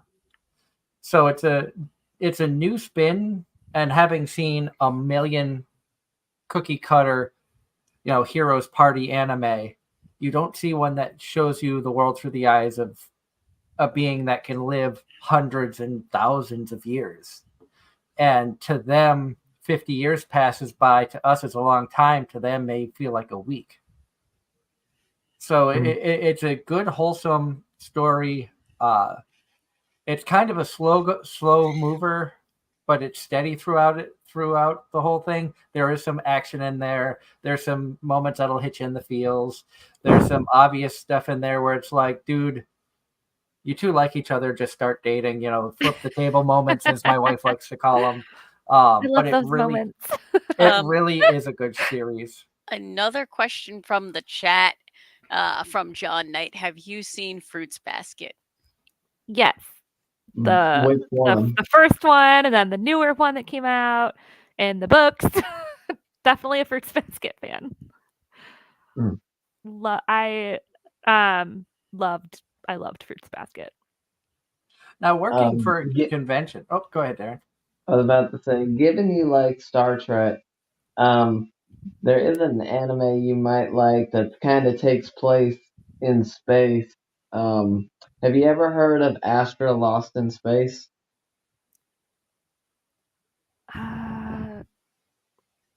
No, I think I'm thinking of another one. No, That was a good one because that wasn't a Toonami show, was it? no. This Okay, is within the okay. past 5-6 years. Oh, okay, more recent.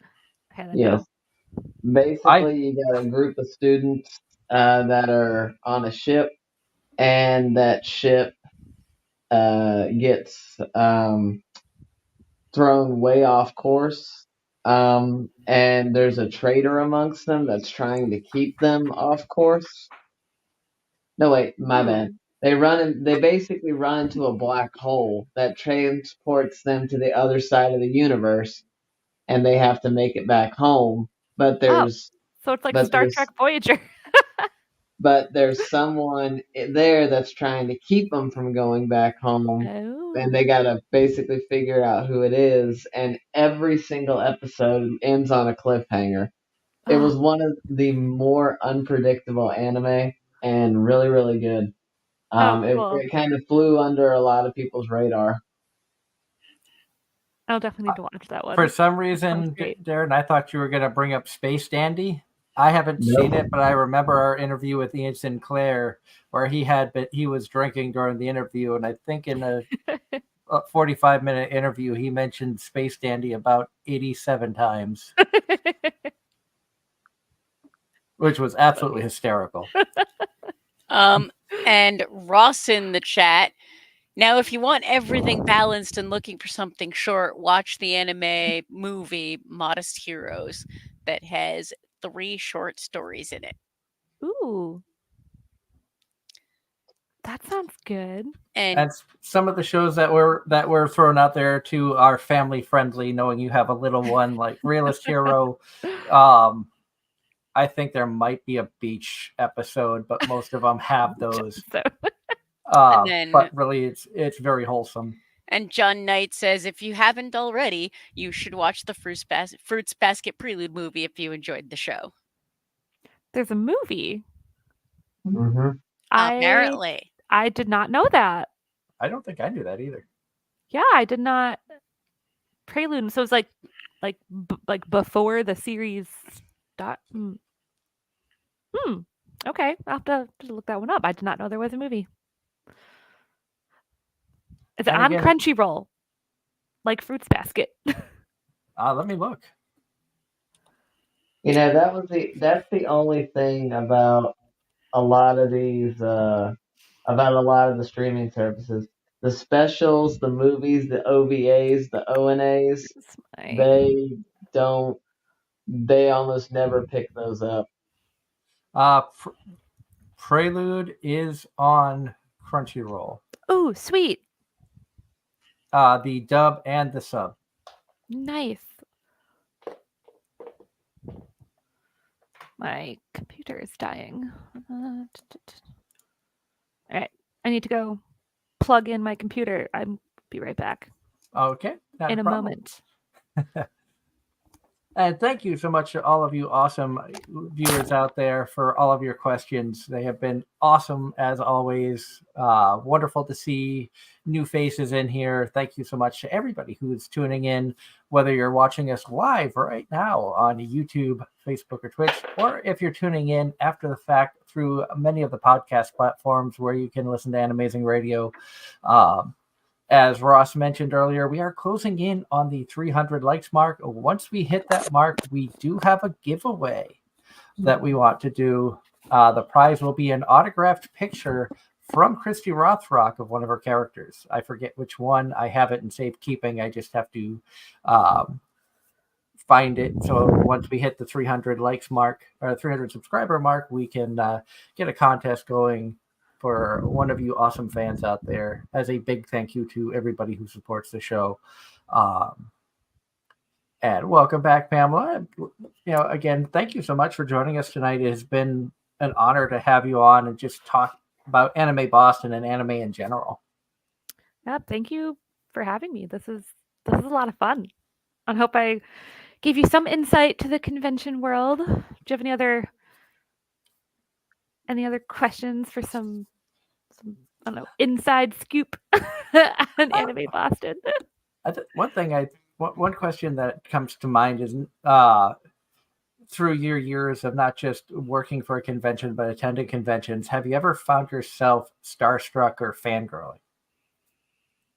I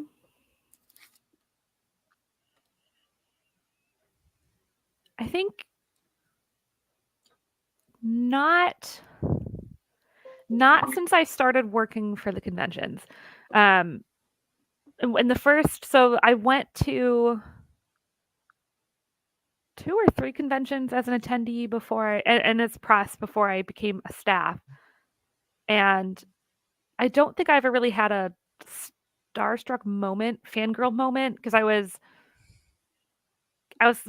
more focusing on seeing cosplayers because I was just mesmerized by that. I was like, because at the time I was like, I didn't even know that was a thing. My first convention, I was like, this is amazing.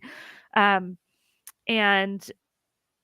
I also went to a lot of the panels that were not so heavily focused on anime itself, but some cultural ones. I'm a big fan of Japanese history and Japanese culture, not like outside of anime as well. My first year is, yeah. I was gonna say on that note, maybe if you're ever down in the Raleigh area, check out Animazement in May because we have a lot of cultural guests every year Ooh. from Japan. Oh, that's cool. There's a lot of neat panels at Anime Boston. So like if you want to give a panel, you have to apply. There's on applications on their website. But people do some really cool panels about not just anime, but just like other aspects of Japanese culture or Japanese history. One that I really loved was like Japanese lore and mythology, and like it was so cool. I loved that. It was awesome. So I think as an attendee, those were the types of panels that I was going to. So I really didn't have too much of that fangirly moment. my first year on staff, when I got to go get some autographs, that was when I met Christopher Sabat, and I was like Vegeta is like my favorite. So I was like, okay, can you sign my DVD, please? That was I was nervous. I was nervous to meet him, like, and actually like say words to this person that I had been listening to my entire life. Because at that point I was in my 20s and I had been listening to this person for 2 decades. So that was a really neat moment, but I was very, very nervous, I would say. Same thing with Lex Lang, and because that was all in the same one, the same year they came. Lex, Sandy, and Christopher Sabat, they were all the same convention. So that was my fangirl moment. But I after think that, I've gotten better at that. I had, and there's video proof that we actually did this. We had a sit down at AAC one year with J. Michael Tatum. And at the time, my wife wasn't my wife. We were just friends. And I knew how big of a fan of his she was because she loved Black Butler. But I knew a lot of his work as well. And I was a fan, and having the opportunity to have like a 10, 15-minute sit down interview with him. Through the interview, keep being professional, and all of that stuff. But inside, I'm like geeking out and freaking out a little bit because it was my first time with a face-to-face interview with a voice actor. He'd been a guest on the show 3 or 4 times, but I'd never met him in person. So having that opportunity to do that, and after the interview was over, the convention was over at that point in time as well. So we went out to get dinner, and that's when like the fanboy in me and the fangirl in her came out, and we went to this little diner in Manchester, and it was just me, her ex-husband. Like I said, we were just friends at the time, and the other side of the diner there was 2 old couples that were sitting together, and we started freaking. I think we freaked them out because we were like, one of those type of moments.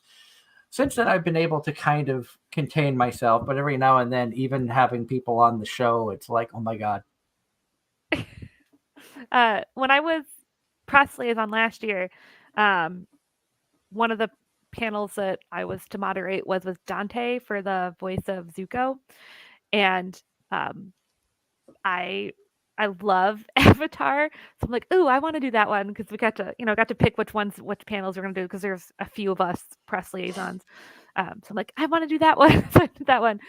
But you gotta act professional because I mean they're people too. So it was nice to just kind of sit in the back of the press panel and listen to him speak. Because like when you listen to him speak, he sounds exactly like Zuko. It's kind of it's great. I loved it. So it was nice. But I was able to contain that, like, oh my God, it's you moment. I've been to a few Star Trek conventions, and I've been on one other Star Trek cruise. And I've met a bunch of the actors from Star Trek, a bunch of them.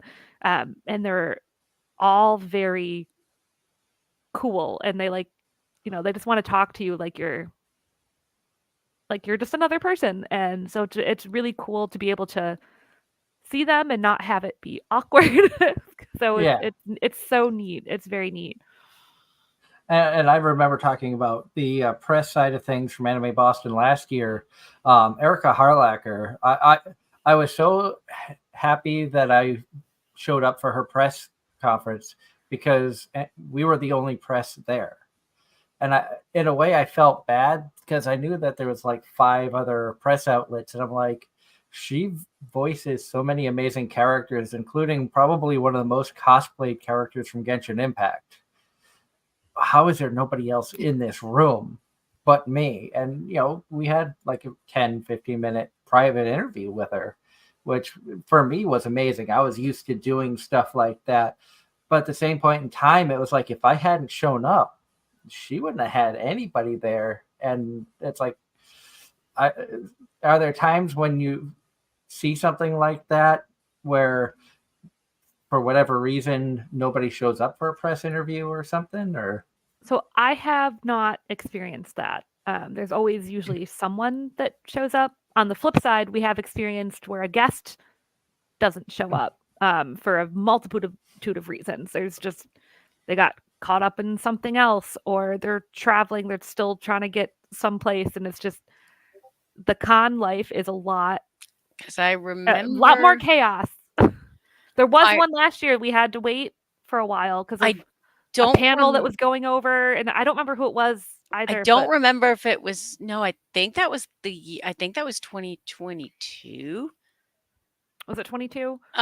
With one of the voice actors wasn't. Susie Young, Thank you. I couldn't remember the name for the life of me, 22. but she was feeling sick, so ended Oh, up her panel ended up getting rescheduled, and then just it spiraled from there. yeah. I think okay. I remember it's And vaguely then coming back to me now. But it's and yeah, then it was rescheduled, and it started late, and there are I a lot do of remember things. that. But it's life happens. Yeah, definitely. A lot of things happen.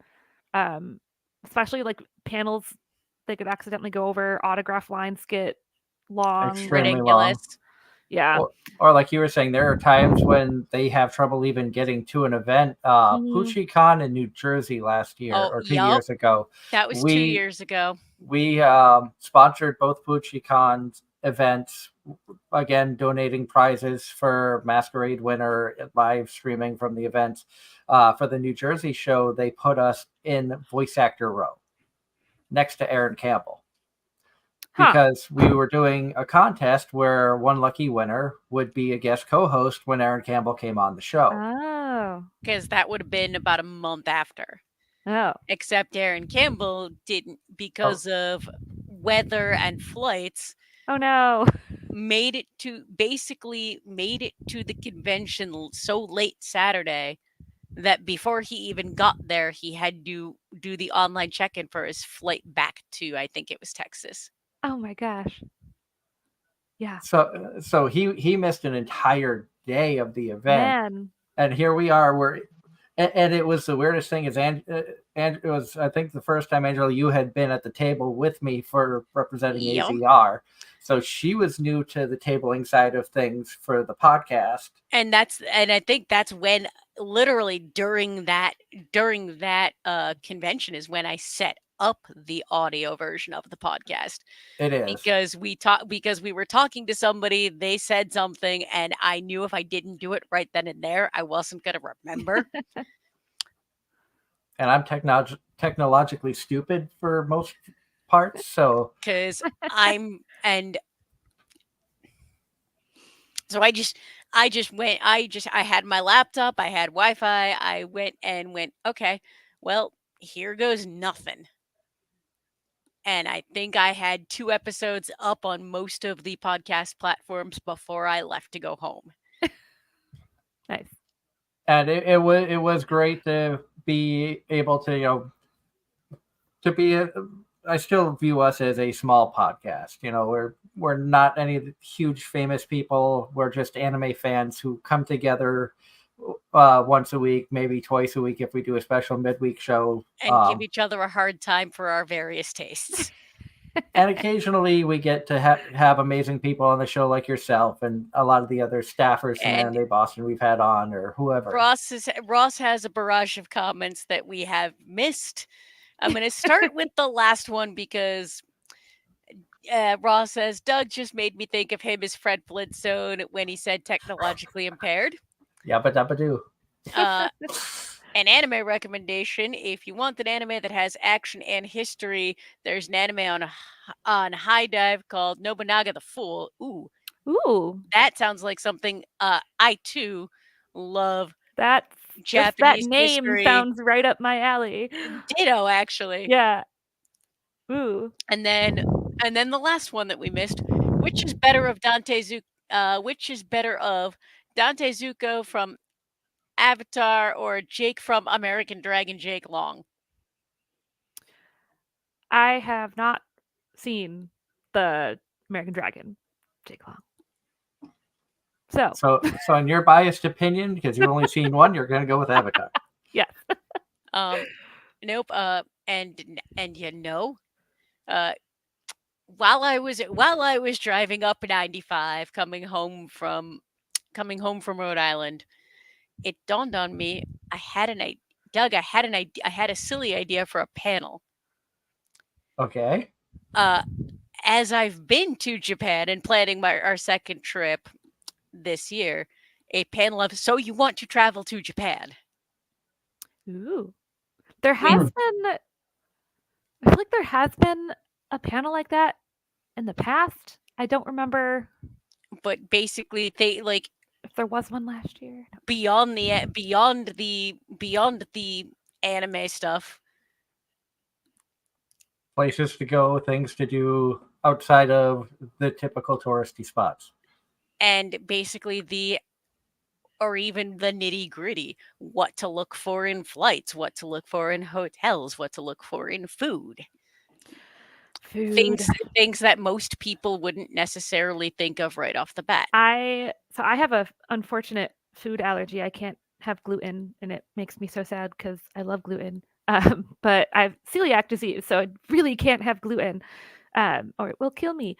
So traveling, I haven't been to Japan. It's on like the top of my bucket list to go there someday. But food is going to be a very difficult Are you thing here's for the me. question. Gluten actually in Japan might not be. That's different. So I know what you're talking about, because I have a friend who has non-celiac gluten sensitivity. So it's where you don't have celiac, but you have some like Yeah. diagnosed serious issues with gluten.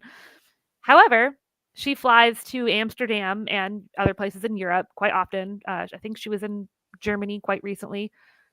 She can have all the gluten over there. And I was amazed. I was like, I've heard about it online, I've read about it, but actually knowing someone who has not died by doing this, like that was amazing to me. I have an autoimmune disease, so that will not work for me, unfortunately. It's more of are you also allergic? I know that's one of those I know. I've actually done some of the research. Um, but there's a lot of like meat and vegetable. It's really a matter of whether or not I think you can have soy. Cannot have so soy sauce is full of gluten, so I cannot have it. Which is it's in so Yep. many things Yep. it's You are everywhere going in Asia. So it's Yep. hard. That was the question because Yeah. that was the So you're stuck with Domino's. and and maybe Ross, maybe McDonald's. Apparently McDonald's in other countries, they have it's so much better than gluten-free here. French fries and Yep. gluten-free buns for their burgers. And like, I miss McDonald's French fries so much. I will come. I have actually started gluten because I have a fair number of friends who can't have gluten. So I actually found a gluten-free flour because I love to bake and actually have baked goods. Have done it for my gluten-free Come friends. out pretty well.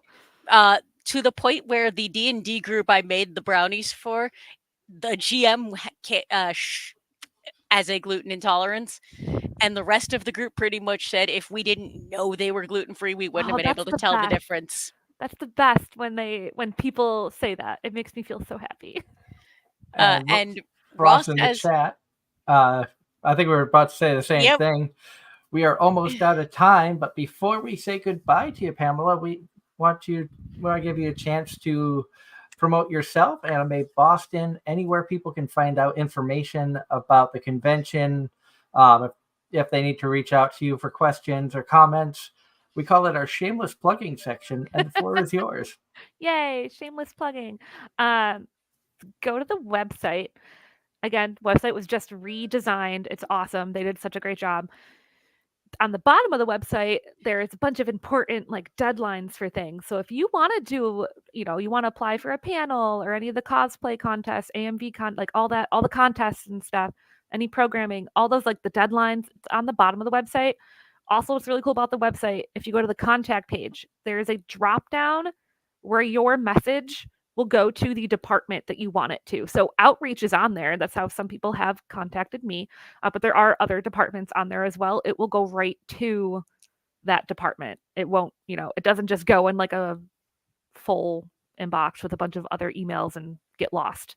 And if you're looking for a specific division you want to email, it's usually just like the division name. So like for PR, it's PR at Anime Boston. For my division, for outreach, it's outreach at animeboston.com. They're very simple like that. And our staffers are very responsive. So if you have questions, you can go on the staff list and email someone and, ask away. They're very open. They'll be able to help you with any questions. And I just want to reiterate that being on staff is an amazing experience. You do get to see the chaos of running a convention, how hard and difficult it is, but it's a lot of fun and it's very rewarding to see the attendees who love our show. So it's really rewarding to have that, like, you worked so hard and people love it. It's great. And you have bosses and managers, department heads that actually care about you. So I feel like that's not a thing you see a lot out in the real world. So it's great. It's a great experience. So and I would also recommend it for people who are on the younger side too, who are looking for career growth. I mean, I've stayed in the whole PR division, and this has absolutely helped my my paying career.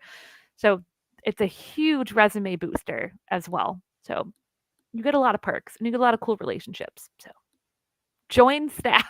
That's what I want to say, because it's great. And again, that's my plug-in.